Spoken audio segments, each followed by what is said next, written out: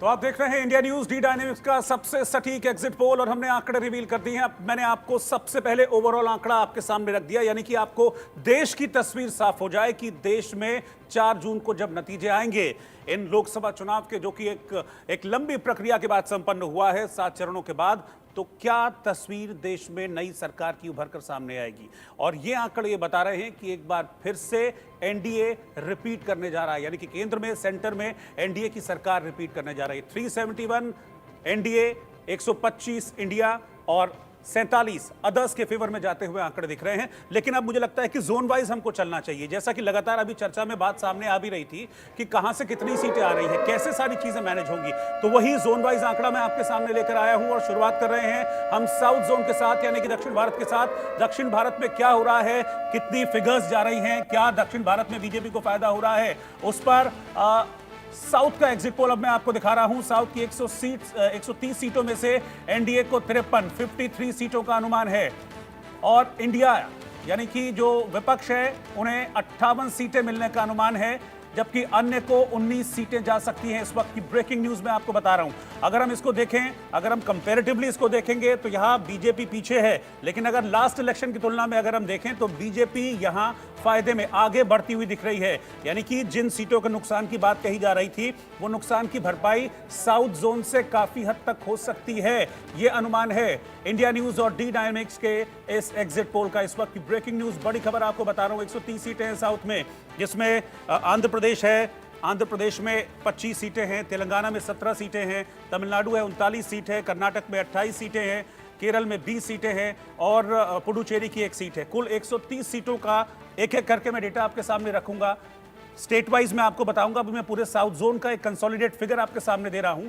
130 में से एनडीए 53 सीटें एनडीए के फेवर में जाती हुई दिख रही हैं, जबकि 58 सीटें इंडी अलायंस के फेवर में जाती हुई दिख रही हैं। सबसे पहले चलिए मैं ब्रेकअप आपको बता रहा हूं, यानी कि स्टेट वाइज मैं अब जा रहा हूं जोन से, अब मैं आगे बढ़ गया हूं स्टेट की तरफ। तो सबसे पहला स्टेट जो मैं रखने जा रहा हूं वो है आंध्र प्रदेश, जिसमें आती हैं लोकसभा की 25 सीटें। और आंध्र प्रदेश का ये जो फिगर है वो आप देखिए, बीजेपी और टीडीपी का गठबंधन है आंध्र प्रदेश में, तो 3 बीजेपी और 13 टीडीपी, यानी कि 16 सीटें बीजेपी और टीडीपी के गठबंधन को मिलती हुई दिख रही हैं और वाईएसआरसीपी को 7 सीटें। यानी कि एक मेजर सेटबैक यहां पर वाईएसआर कांग्रेस के लिए है, क्योंकि लास्ट इलेक्शन में 22 सीटें वाईएसआर कांग्रेस ने जीती थी, लेकिन इस बार ड्रॉप होकर नीचे आके आंकड़ा 7 पर आ गया है। तो एक बड़ा नुकसान वाईएसआर कांग्रेस को होता हुआ दिख रहा है। तकरीबन आप ये समझ लीजिए कि 15 सीटों का नुकसान हो रहा है वाईएसआर कांग्रेस को, जबकि बीजेपी और टीडीपी का गठबंधन इस समय फायदे में है। और जबकि जनसेना है, जनसेना भी इसको आप जोड़ लीजिए तो 13 3 16 तो 18 सीटें एनडीए को आंध्र प्रदेश से मिल रही हैं, जहां पर पिछली बार टीडीपी को सिर्फ 3 सीटें थी, वाईएसआर को 22 सीटें थी। आंध्र के बाद मैं अगले डेटा की ओर बढ़ रहा हूं, यानी कि अगला स्टेट साउथ का, जिसमें 17 सीटें आती हैं, यह स्टेट है तेलंगाना। तेलंगाना की लास्ट 2019 की मैं अगर मैं बात करूं, पहले इस बार का आंकड़ा देख लीजिए। कांग्रेस को 7 सीटें तेलंगाना से, बीजेपी को 7 सीटें, बीआरएस जो कि पहले टीआरएस हुआ करती थी उसको 2 सीटें और एआईएमआईएम को 1 सीट मिल रही है। मैं एक चीज और आपको बता दूं कि पिछली बार 4 सीटें मिली थी बीजेपी को, तो यहां बीजेपी के सीट में भी एक बढ़त दिख रही है। 3 सीटों की बढ़त है, लेकिन बढ़त तो बढ़त ही है, उसको बढ़त की तरह हम देखेंगे तो तेलंगाना में भी बीजेपी फायदे में नजर आ रही है। बीआरएस को 2 सीटें मिल रही है, जबकि लास्ट टाइम बीआरएस को कोई भी सीट यहां पर नहीं मिली थी। कांग्रेस ने पिछली बार 8 सीटें जीती थी, एआईएमआईएम 1 सीट यहां से जीतने में कामयाब रही थी। तो कांग्रेस को एक हल्का सा नुकसान, एआईएमआईएम जहां पर थी वहीं पर है। तो तेलंगाना और आंध्र प्रदेश, इन दोनों पर मैं चर्चा की शुरुआत करता हूं। मेरे साथ एक और खास मेहमान इस वक्त जुड़ गए हैं, राज बिहारी जी हमारे साथ इस पैनल में और जुड़ गए हैं। राज बिहारी जी, आप अभी आए हैं, साउथ जोन का मैंने डेटा दिखाया, पूरा कंसोलिडेट डेटा मुझे लगता है शायद आपने देख लिया होगा, नहीं तो मैं आपको बता भी रहा हूं।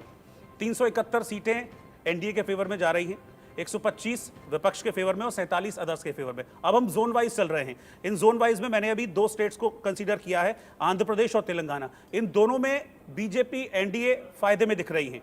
ये कहा जा रहा था कि भाई इतनी सीटें बढ़ेंगी, कहां से बढ़ेंगी, कैसे बढ़ेंगी। साउथ में आपको लग रहा है कि बीजेपी का जो आंकड़ा बढ़ा है ये काफी हद तक हेल्प कर रहा है बीजेपी को इस फिगर के लिए? बीजेपी की इसमें बहुत मदद हो रही है। उसकी बड़ी वजह ये भी है कि अगर आप तमिलनाडु और केरल की भी बात करें, वोट परसेंटेज वहाँ बहुत तेज़ी से बढ़ा है और सीटें भी आ रही हैं। दूसरा आंध्र प्रदेश में जहाँ भारतीय जनता पार्टी 0 थी पिछले चुनाव में, हाँ। और इस बार 3 सीटें उसको आप दिखा रहे हैं। मेरा मानना है 1 आध सीट और भी बढ़ सकती है।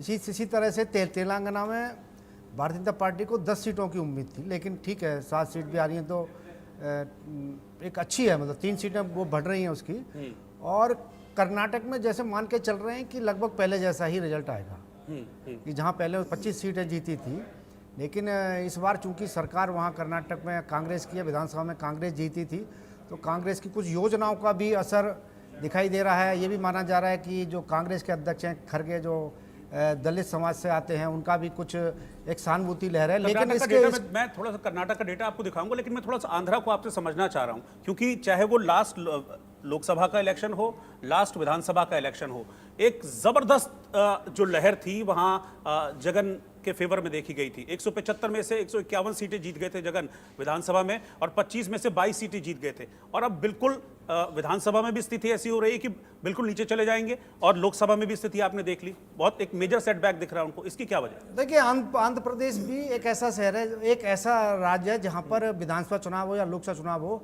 हर 5 साल में नतीजे बदल जाते हैं। दूसरी बात यह कि एनडीए में टीडीपी के एनडीए में आने के बाद में ये और तेजी से आगे बढ़ा। अगर टीडीपी एनडीए में शामिल नहीं होता और 3 तरफा चुनाव होता, त्रिकोणीय मुकाबला होता, तो उसमें वाईएसआर कांग्रेस को फायदा होता।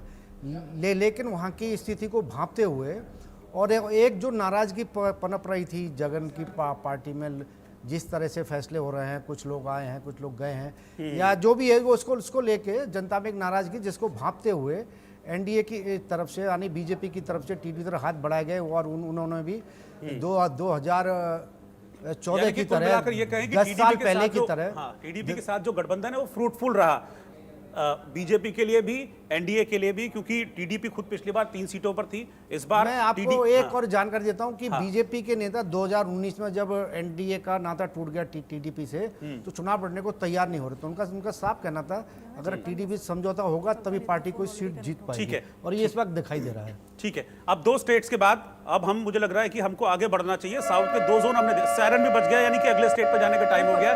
कर्नाटक का डेटा अनन्या दिखाएंगी, कर्नाटक में क्या है इस बार एग्जिट पोल में। अनन्या, बिल्कुल बड़ी खबर दिखा रहे हैं। कर्नाटक को लेकर अगर हम बात करें तो क्या कुछ स्थितियां कर्नाटक में रहने वाली है। इससे पहले आंध्र प्रदेश और तेलंगाना को लेकर क्या स्थितियां हैं ये हमने आपको बताया। और 2019 की अगर हम बात करें आंध्र प्रदेश और तेलंगाना, देखिए कर्नाटक के आंकड़े जो हमारी स्क्रीन पर आ गए हैं, बीजेपी को 21 सीटें यहां से मिलती हुई दिख रही हैं, टोटल 28 सीट है।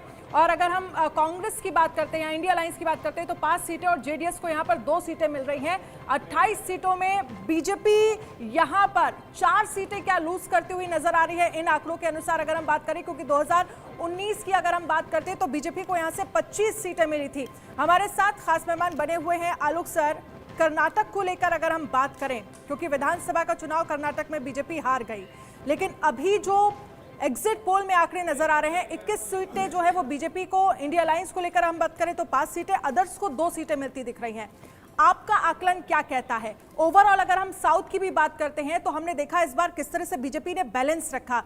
अगर उत्तर प्रदेश में एक जनसभा हो रही है तो दूसरी जनसभा हम साउथ में देखते रहे हैं, तो बैलेंस बीजेपी ने बनाया, लेकिन वहां की जनता कितना सपोर्ट करती हुई आपको दिख रही है। कर्नाटक को लेकर क्या कहेंगे? देखिए, मुझे लगता है कर्नाटक में विधानसभा में वहाँ का जो वोटर है बहुत ही समझदार भी है, और आज से नहीं है। पहले जब कांग्रेस की रिजीम होती थी उस समय भी ऐसा किया है, विधानसभा में कुछ वोट दिया। मैं 82 के इलेक्शन की बात कर रहा हूँ, उस समय जितनी ज़्यादा वेव थी इंदिरा गांधी की, उसके बावजूद 82 के दिसंबर में जो इलेक्शन हुए जनवरी में, उसके बाद जाकर के वहाँ पर कांग्रेस हार गई। इसलिए ये मानना ज़रूरी नहीं है कि वो जो विधानसभा में हुआ है वही लोकसभा में होगा।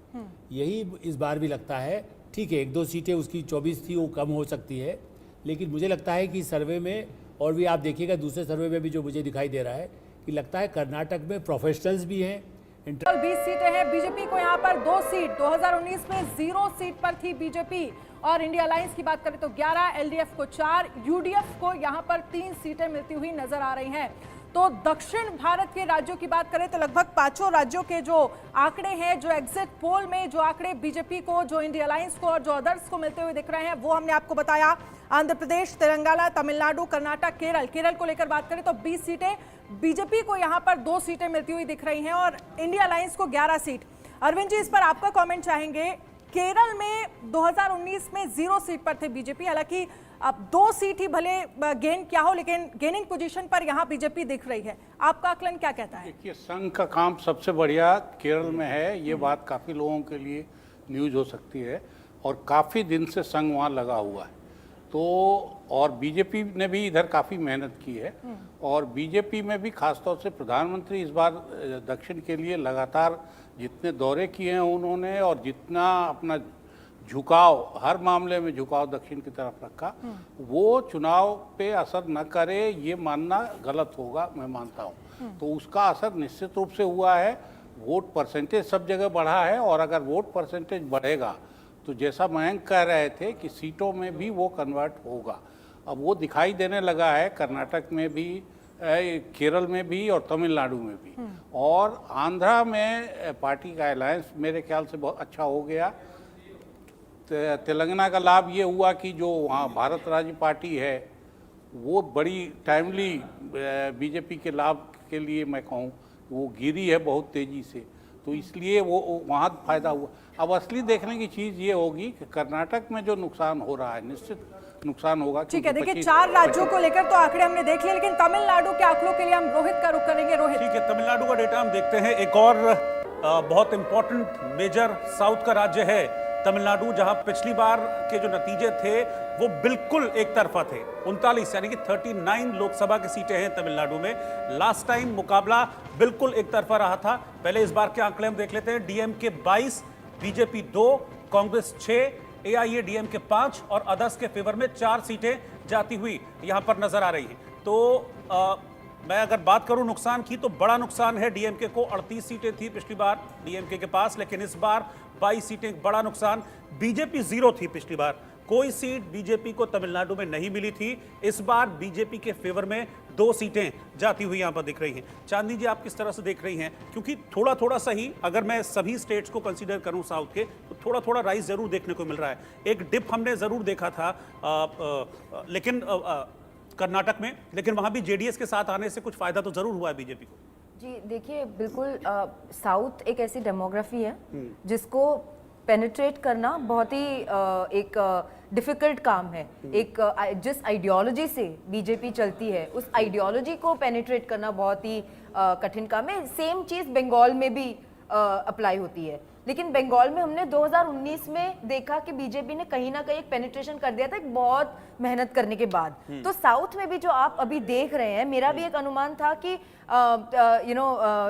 तमिलनाडु में मैंने बीजेपी को 5 से 6 सीटें दी थी। इसमें कितनी सीटें आएंगी, एक्सेप्टेंस हो रही है। एग्जैक्टली, एक आइडियोलॉजिकल डिफरेंस जो है, एक आइडियोलॉजिकल डिफरेंस जो है वो आ रहा है। एक बहुत ही अच्छी बात के अन्नामलाई जी 1-2 दिन पहले या कल ही बता रहे थे कि जो जयललिता जी थी, she was an unapologetic Hindu, और उसी वजह से उनका वोट शेयर ज्यादा था और उनको वोट ज्यादा मिलते थे। तो जो ग्राउंड पे लोग हैं उनको भी ये चीज वो एक अट्रैक्ट करती है। लेकिन जिस तरीके से कितने सालों से एक इलेक्शन का माहौल चल रहा है साउथ में, वहां पे इस डेमोग्राफी को पेनिट्रेट करना, और मुझे लगता है कि ये आंकड़े आना is actually this is a win for BJP. ये आंकड़े आना भी पॉजिटिव वे में। पुडुचेरी का आंकड़ा भी हम दिखाते हैं। यूटी है, यूनियन टेरिटरी, वहां का आंकड़ा क्या कह रहा है कि लोकसभा की सीट है, उस लोकसभा की सीट में कौन, पुडुचेरी की एक ही सीट है और इस पर बीजेपी को जीत मिलती हुई इस एग्जिट पोल के मुताबिक नजर आ रही है। तो ये 130 सीटों का डेटा था पूरे साउथ की, और ये डेटा ये बता रहा है कि एक्सेप्टेबिलिटी भी बढ़ी है और बीजेपी जिस पहचान की, जिस प्रेजेंस की लड़ाई लड़ रही थी दक्षिण भारत के राज्यों में, उसमें काफ़ी हद तक बीजेपी कामयाब होती हुई दिख रही है। जयराम विप्लव इस वक्त हमारे साथ हैं, भारतीय जनता पार्टी के नेता हैं, साथ में जुड़ रहे हैं। जयराम जी, एग्जिट पोल ये बता रहा है कि 400 पार तो नहीं, लेकिन हाँ मेजॉरिटी क्लियर है और आसानी से सरकार आप लोग फिर से बनाने जा रहे हैं। सबसे पहले तो आप इंडिया न्यूज को मैं अपनी ओर से साधुवाद देता हूं कि इस एग्जिट पोल में आपने पहला छक्का लगाया। सबसे पहले आपने इस पूरे आंकड़ों के साथ चीजों को प्रस्तुत किया।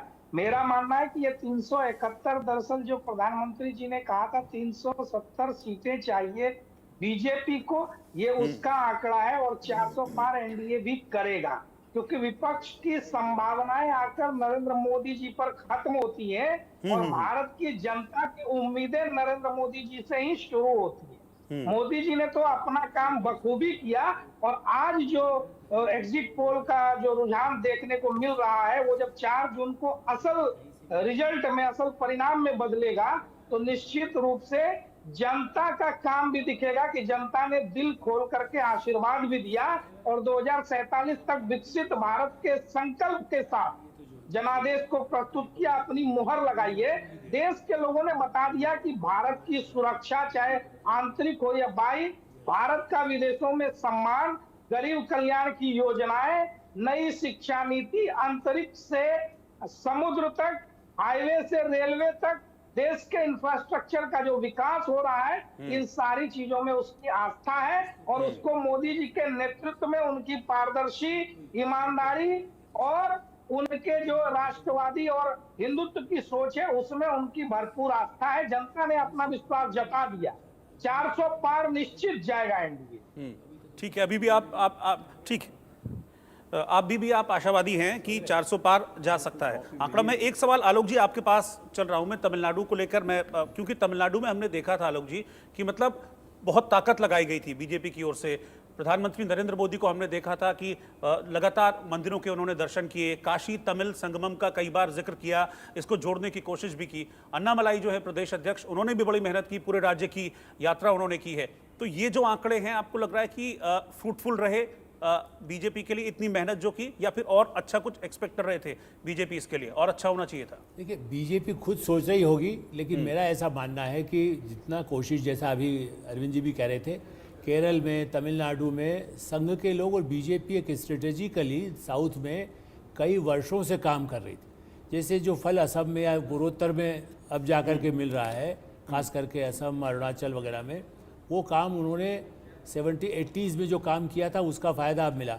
इसी तरह से तमिलनाडु में आपने ठीक कहा, इस एग्जिट पोल में इसलिए करीब है, और जैसा हमारे मयंक जी बता रहे थे पहले, अपने जो जिन्होंने एग्जिट पोल किया है कंपनी की तरफ से, उन्होंने भी कहा कि वोट परसेंट बड़ा है, लेकिन हाँ सीटों में उसका उतना ज़रूरी नहीं है। लेकिन हाँ, उससे लगता है कि तमिलनाडु में अपनी जगह बना ली, केरल में जगह बना ली, ये बहुत बड़ी उपलब्धि बीजेपी के लिए है और ये आने वाले विधानसभा चुनाव में इसका असर दिखाई देगा। रोहित, एक बात मैं और जोड़ूंगा। जी, AIDMK गिरा है तमिलनाडु में, तेजी से गिर रहा है, 2 हिस्से में बटा है। बीजेपी को उसका लाभ भी होगा, वो जगह भरने के लिए बीजेपी तैयार थी और बीजेपी ने पर्याप्त मेहनत की है। वो तो हमने देखा कि मतलब जब जयललिता का निधन हुआ था उसके बाद से लगातार बहुत ड्रॉप हमने देखने को मिला है। नहीं तो उससे पहले जो लास्ट इलेक्शन से लास्ट टू लास्ट, उसमें अच्छा परफॉर्म किया था AIADMK ने, लेकिन उसके बाद से लगातार गिर रहा है।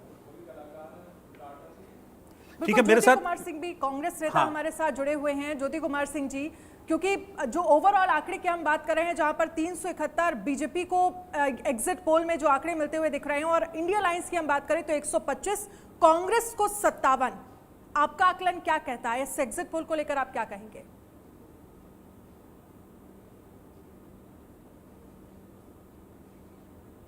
ज्योति सिंह, आपको आवाज आ रही है मेरी? चलिए, शायद आवाज उन तक नहीं पहुंच पा रही है। लेकिन अगर हम साउथ के राज्यों को लेकर बात कर रहे हैं आलोक सर, क्योंकि जिस तरह से हम आंध्र प्रदेश, तेलंगाना, तमिलनाडु, कर्नाटक, केरल, 3 ऐसे राज्य थे जहां पर 2019 में बीजेपी 0 पर थी, और अगर हम ओवरऑल बात करें तो लगभग 58 सीटें जो हैं 130 में से बीजेपी को मिलती दिख रही हैं। अगर वहां पर बीजेपी गेन कर रही है तो आप सबसे बड़ी वजह क्या मानते हैं? देखिए, सबसे बड़ी बात ये, मोदी का जो ब्रांड, जिस तरह से विश्वसनीयता बनती है और इन राज्यों में एक आर्थिक प्रगति की बहुत बड़ी, हमेशा वो पहले प्रोग्रेस भी किया है। आप देखिए, यूपी बिहार के मुकाबले में, हमारे और प्रदेशों के मुकाबले में साउथ के इन राज्यों की हमेशा प्रायोरिटी रही है कि हमें आर्थिक कैसे हम तरक्की करें। बीच में तमिलनाडु में भ्रष्टाचार DMK का, AIDMK का, या वहाँ पर तो कांग्रेस के लोग उन पर आरोप लगा रहे थे और वो कांग्रेस पर आरोप लगा रहे थे केरल में, तो कर्नाटक में भी यही स्थिति है। इसलिए मुझे लगता है कि ये जो छवि बनी और जो लोगों को आर्थिक विकास की हर स्तर पर उसका जो लाभ है वो बीजेपी को मिल रहा है। एक जो इमेज जो चाहते हैं वो अपने प्रदेश की, जहाँ जहाँ कहीं रुकावट आई उनको लगा, और उनको लगा कि राष्ट्रीय स्तर पर या अंतर्राष्ट्रीय स्तर पर G20 जैसे मामले हुए, जैसे गतिविधियाँ हुई, उसका फ़ायदा बीजेपी को इन राज्यों में मिल रहा है और संगठन भी मजबूत हुआ है। तेलंगाना, आंध्रा, देखिए आंध्रा में चाहे टीडीपी के साथ समझौता कर रहे हैं, लेकिन टीडीपी को जो फायदा होगा तो एनडीए में आ गया ना। मैं इसलिए कह रहा हूं कि बीजेपी ने क्षेत्रीय स्तर पर जो प्रमुख थे उनको भी फायदा दिलाया है।